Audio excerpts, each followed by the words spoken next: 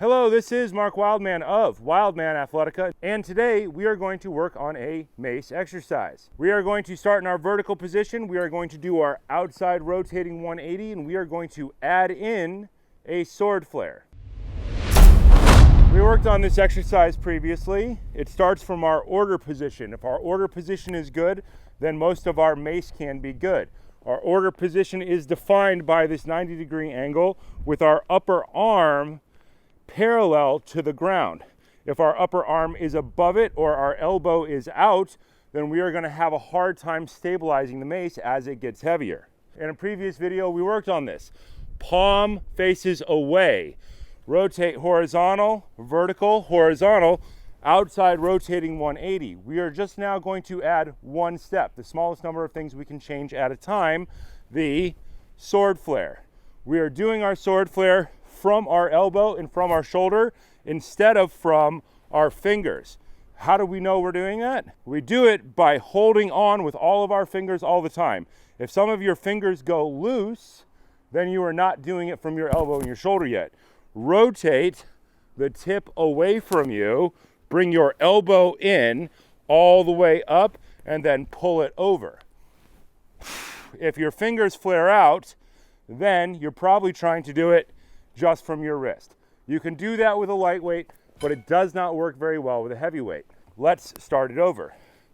Order position, palm faces away, rotate big circle, pull over, add in that sword flair. Now we're going to go back to the beginning. Inside rotating pull over, bring it all the way back up to our vertical position.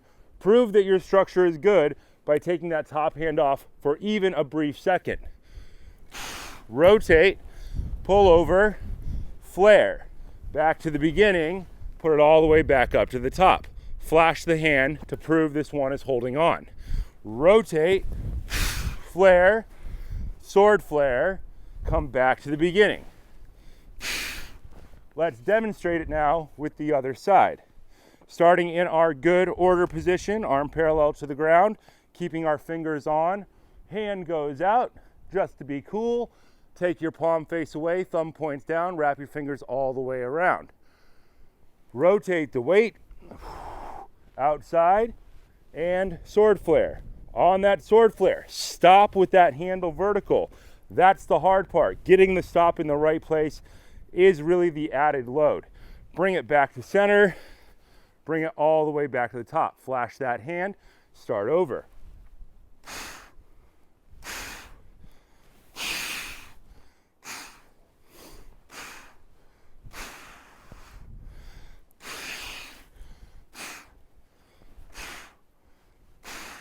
Elbow on the hip.